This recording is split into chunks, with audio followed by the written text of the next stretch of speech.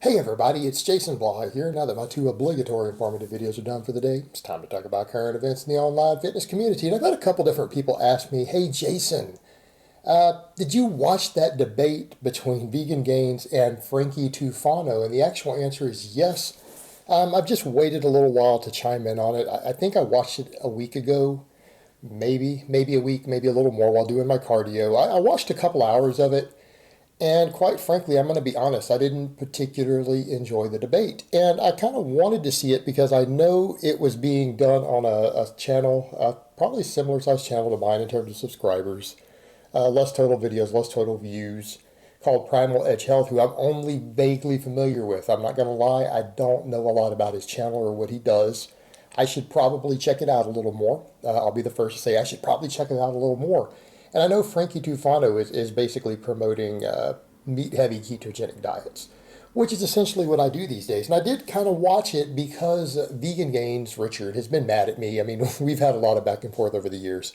I think he's been pretty pissed at me since I went back keto and even, again, made his little rant about me, which I discussed, right? Which I discussed in a video, made a video with his little rant and flipped it in. And so I kind of wanted to see this, to see what was going on. And quite frankly, I really wasn't particularly impressed with the debate. And I'm going to discuss at least one point I saw in there. But I felt like the debate wasn't well regulated, right? It wasn't well regulated, meaning the amount of interrupting back and forth was pretty extreme. And even like Frankie, I have not seen anything of Frankie Tufano's prior to that. And again, he seems like a fairly knowledgeable guy. He seems very well read on this stuff, but I don't think he handled the debate particularly well.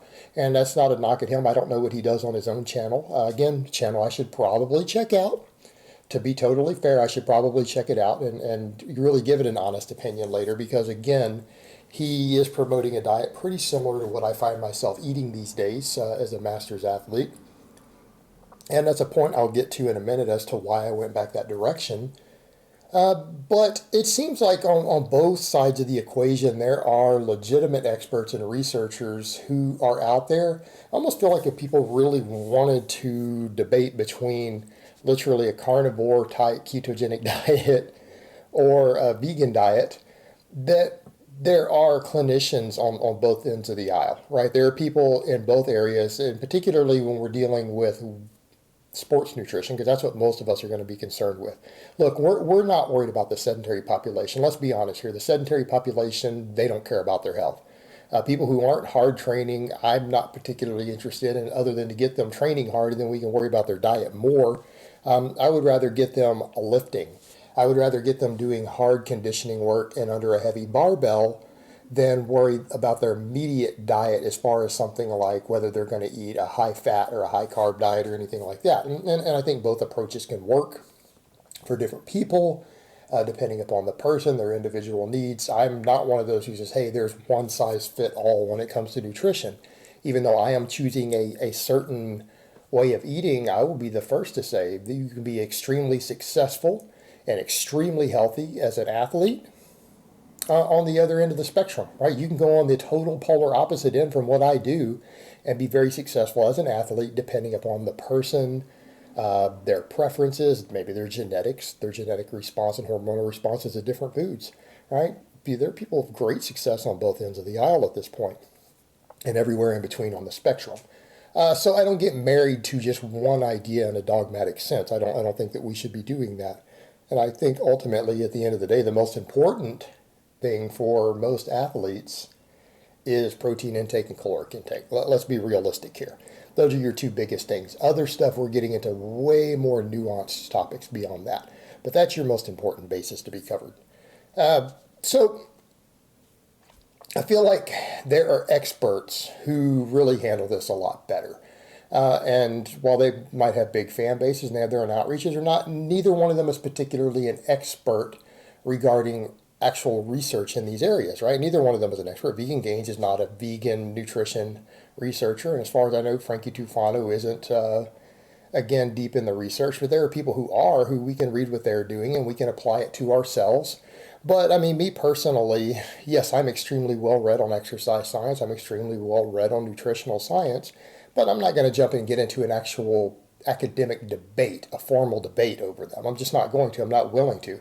I will give recommendations. I'll give advice to people, but I mean, I'm not personally interested in that form of debate. It doesn't interest me in any way because it's not what I do. I'm not an academic debater.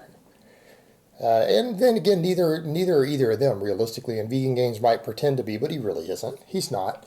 So I felt it was pretty poorly done just overall, and I wasn't impressed with either side. And I would say again, there are plenty of researchers in vegan nutrition and medical doctors out there, and then people who are looking for keto guys. Start with someone like Dr. Jeff Volek, right? Dr. Jeff Volek works with athletic performance and ketogenic studies. That's his area of research, and he's got a lot of interesting stuff out there. And the one take home, though, the one thing that just really struck me, and number one, it's that Richard being obviously cherry picking data. He's either extremely ignorant or being extremely biased. It has to be one or the other. And the fact that Frankie's supposedly well read on the keto stuff totally dropped the ball. As far as I could tell, when Richard jumped up and said, hey, saturated fat is linked to inflammation. All right? Isn't that something that's repeatedly covered when we're dealing with athletes and we're dealing with medical ketogenic diets for medical purposes? Is the fact that it's anti-inflammatory, right? Hasn't Dr. Jeff Volek discussed that ad nauseum? And that also applies to athletes. Didn't that come up even on the Joe Rogan podcast when they had Dr. Norton on there, who's my arch nemesis? And they got in a discussion with another expert, and they were mentioning the fact that, yeah, the diet does seem to be anti-inflammatory, and they were actually discussing how much that would or wouldn't affect training and training response. It's anti-inflammatory. And what's one of the reasons? It not only involves things like C-reactive protein and other markers, but they found that ketogenic diets have lower levels of blood serum saturated fats. In other words, it's not the saturated fat you eat, it's how much is circulating in your bloodstream. And it's speculated, again, speculative, by the researchers themselves looking at it, because it is used as an anti-inflammatory diet in Alzheimer's research, epilepsy research, all of this stuff. It seems to lower blood serum levels of saturated fat, and it seems to be largely because your body starts burning saturated fat as a primary fuel source, that your blood serum levels are actually lower, much lower in it than the general population. And it seems to have an anti-inflammatory effect, particularly in the brain, and that's what they're looking at in Alzheimer's studies. And that's what a lot of athletes are noticing, and that's one of the reasons I went back to this approach as an older lifter. I mean, I have to admit, guys, when I was running the really, really high carbohydrate approach, doing the Bulgarian training last year, where I was hitting maxes every day, I started running into problems. Hitting a max squat and a max chin up every day, I started having connective tissue inflammation and my old bicep injury, various connective tissue problems. I noticed, again, my IT bands, other of my ligaments were getting so inflamed that it was really causing problems for me. It was causing problems for me. And that is one of the things that I've noticed going back full keto. And when I say full keto, guys, I don't do a cyclic ketogenic diet. I don't do carb ups. I eat at least 50% fat calories every day, day in, day out. And I don't have more than 20, 25 grams of carbs in a day. I don't do it, maybe 30 at the most, but I also have days where I have less than 10. I have days where I don't even eat any plant matter at all. There are days where I am full carnivore, if we count dairy in there, if we count butter, if we count, heavy cream, if we count eggs, then I have days where I'm full carnivore, quite a few of them. So I don't even necessarily eat vegetables every day. So on some of those days, my carbs are like trace amounts. That's how I eat, and I don't have carb refeed days. So I don't go off the diet and re-carb load. I haven't carb loaded in a couple of months. Since I started the diet, I haven't had a carb up day. I'm just not doing it. It's not necessary for me. Because if you start looking at the research on athletes that, again, Dr. Jeff Volek and other people have, you don't need the carb ups to replenish muscle glycogen for the most part once you're keto adapted. You really don't need it. And in fact, I haven't lost glycogen. I haven't even lost body weight. I haven't lost the water weight because I do sodium load. I do magnesium load. I do all of those things.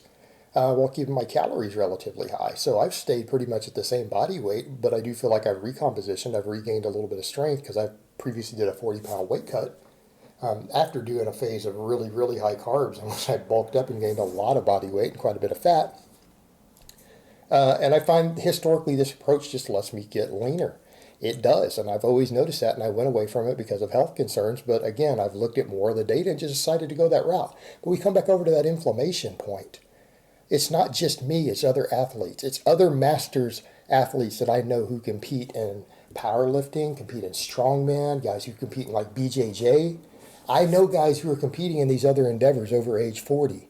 And a lot of them who I talk to personally, are saying the same stuff. That's one reason I went back and said, I'm going to give this another try.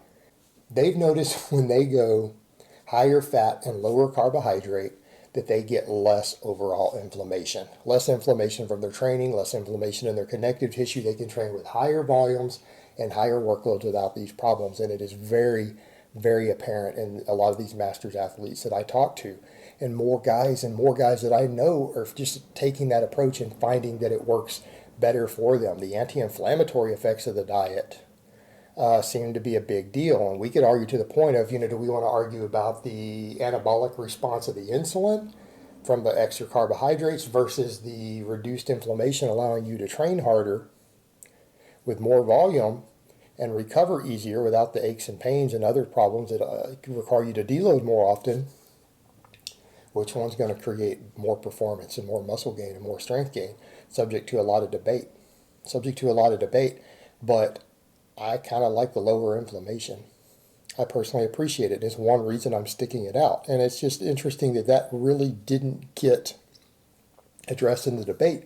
That yes, he is correct. Saturated fat is associated with more inflammation. This form of diet has lower circulating levels of saturated fat and is associated with lower levels of inflammation in all the clinical research, whether they're looking at Alzheimer's research or whether they're looking at athletes. That's been historically found. I'm just surprised that didn't even get brought up because I'm assuming they're talking and debating to athletic populations, not sedentary pieces of shit sitting on the couch. That's what I'm assuming and I'm hoping.